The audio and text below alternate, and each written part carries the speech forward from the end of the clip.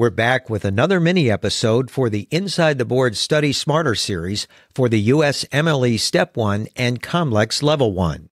Welcome back, Boards Insiders. I'm Elizabeth Beeman. I'm going to be talking with you a little bit today about some psychiatry-related questions, and we're going to break them down, really focusing today on making sure that we understand the neurotransmitters in the brain that are implicated in many of our psychiatric diagnoses, and understand really well how the drugs that we prescribe, as far as you need to know on step 1 and for the purpose of shelf exam as well, how those drugs target those neurotransmitters to cause side effects and to cause symptoms to get better. So, our first question is, a 21-year-old male is brought to the emergency department by his landlord. The landlord is very concerned because he found the patient in the hallway of his apartment complex muttering to himself, sitting outside of his room with the door ajar, and the landlord was able to see that inside the room, the patient seemed to have his entire apartment in disarray. There was a bad odor coming from the apartment, and the tenant, who formerly had been a pretty good tenant until he seemed increasingly more paranoid in the last several months, was completely confused. So he convinced him to come to the emergency room with him to try to get his mental status looked at, essentially. So the patient is very upset that he's there, and he explains to you, the treating physician, that he has to get back to that hallway because he's waiting on the ghost of Michael Jackson to come visit him there. He says that he's actually been receiving messages in the daily news that only he can understand that have told him that the ghost of Michael Jackson's going to visit him in the hallway of his apartment and explain to him why he's not allowed to go into his apartment and who has bugged his apartment, because he also thinks that his apartment is bugged and is being watched. Now he says that he has been seeing people walk by him in the hallway, and those people know everything that he's been thinking, but the ghost of Michael Jackson is going to tell him what he can do to make sure that other people can't hear his thoughts. So this is a lot. The patient is increasingly upset as you continue your interview, and ultimately he lunges at you and yells, "You're one of them." So you have to order intramuscular medications to be administered and ensure everyone's safety in the emergency room. Now the question is, the medication that you would order for this would be best able to target the aggressive and psychotic symptoms of the patient if that medication targets which of the following neurotransmitter pathways in the brain. And the answer choices are choice A, the mesocortical pathway, choice B, the mesolimbic pathway, choice C, the nigrostriatal pathway, or choice D, the tuberoinfundibular pathway. And the correct answer is you would want a drug that targets the mesolimbic pathway, choice B. Now, what neurotransmitter is primarily affected in these pathways, and what are we really talking about? Dopamine. So this patient probably has schizophrenia. We don't know that he's not on drugs, so it could be the effects of PCP or some other kind of thing, but given the account from his landlord that it seemed like the patient was increasingly more paranoid and withdrawn, and all of these delusional and paranoid symptoms, we can make an assumption that they want you to diagnose this person with a psychotic disorder like schizophrenia. Without really the timeline, we can't know for sure. It's not schizophreniform disorder, but at this point we can say schizophrenia.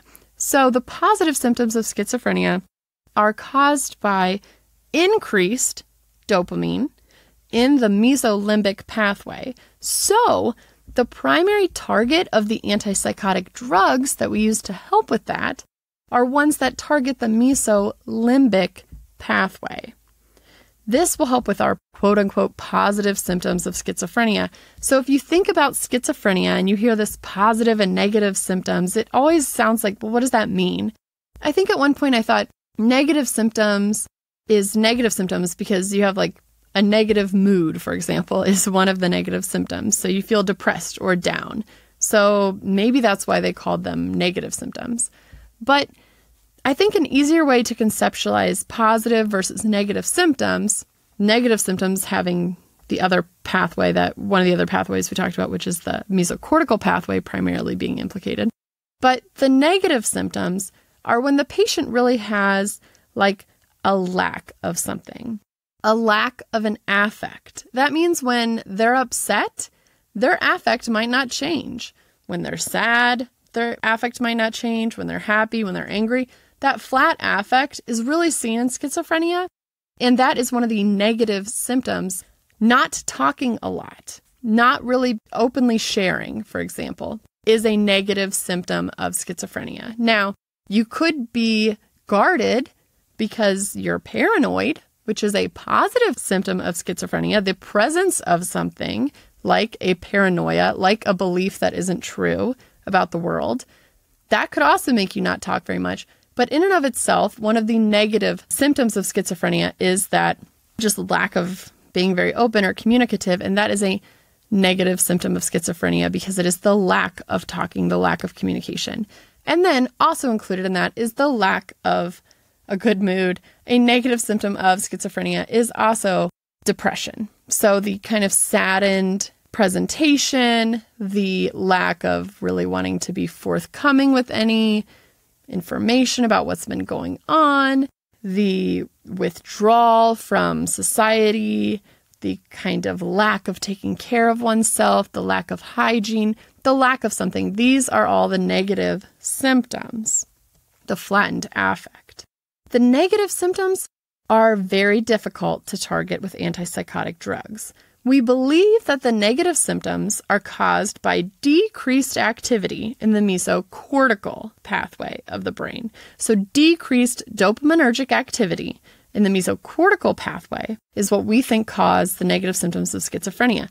But increased activity of dopamine is really the thing we think about most, I think, associated with schizophrenia. And that increased activity is in the mesolimbic pathway, which we've already said is the one that causes the positive symptoms like delusions, hallucinations, all of those kind of things the patient had.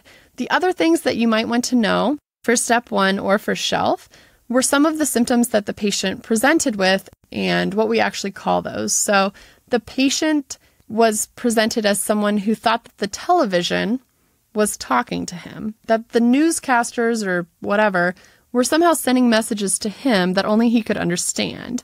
And those are called delusions of reference, or sometimes ideas of reference. But both of them are seen in psychotic disorders like schizophrenia, and not really in our other psychiatric conditions, and are more specific for schizophrenia than some of the more psychotic-looking symptoms that you might see with a patient who's, for example, intoxicated on a drug of some kind. Although that's not an absolute. But definitely if you see something like an ideas of reference, have schizophrenia very high on your differential. The other thing that the patient had that was kind of a specific symptom of schizophrenia is when he described thinking that people could actually hear or somehow know intuitively by looking at him or listening while they were around him, know his thoughts. And that is called thought broadcasting. So both of those things, they're kind of like weird little anecdotes, but they're definitely testable, and it's something that you should know because it's in first aid, and it is definitely something that could come up on step 1. And those 2 symptoms would be ones that you would hope to be targeting with decreasing the dopamine activity in the mesolimbic pathway, as our antipsychotic medications do usually do that. Now, while we're on the topic of dopamine, remember that when we administer an antipsychotic medication, we would really like to decrease mesolimbic pathway dopamine activity. We'd really like to increase mesocortical dopamine activity, and then we don't really want to affect other major dopamine pathways in the brain. But because we are dealing with a drug that crosses the blood-brain barrier, of course we're going to see effect in other major pathways unintentionally. So remember that decreased activity of dopamine in the nigrostriatal pathway is what leads to the extrapyramidal symptoms that we don't like, that are often side effects of dopamine blockers that we give for schizophrenia. So we think of dystonia, akathisia, Parkinsonism, tardive dyskinesia, all of this stuff that we don't want to have as a side effect. Attribute that in your mind with the nigrostriatal pathway. And most movement disorders, most neurologic movement disorders also involve the nigrostriatal pathway. Also, antipsychotic drugs are going to affect this pathway, as we've already said. Now, the other pathway that we do inadvertently affect with our antipsychotics, our dopamine blockers, is the tuberoinfundibular pathway. So, the tuberoinfundibular pathway, you'll remember, a decreased activity in this pathway will lead, so decreased dopamine in the tuberoinfundibular will lead to elevations in prolactin. Because remember, dopamine inhibits the release of prolactin normally. So it should make sense to you why some of you may remember a long time ago there were a lot of commercials on TV for Risperdal, aka the second generation antipsychotic risperidone, causing a very serious side effect. And there were lots of lawyers putting commercials on TV saying they'll defend you if you'd been prescribed risperidone in the past and you'd basically had gynecomastia. So this is why risperidone in particular, as blocking dopamine very strongly, causes this gynecomastia. You have an elevation in prolactin, you have decreased libido as a result, other sexual dysfunction, you can have galactorrhea, you can have men who are actually lactating as a result of this, and especially in younger, like the younger kids, developing population, risperidone is sometimes avoided for this particular reason because they worry about having gynecomastia develop at a very young age in young males, and this symptom is not always reversible. So think about tuberoinfundibular, think about prolactin, think about how dopamine being blocked is going to cause effects in increasing prolactin, and it's going to lead to those unwanted side effects.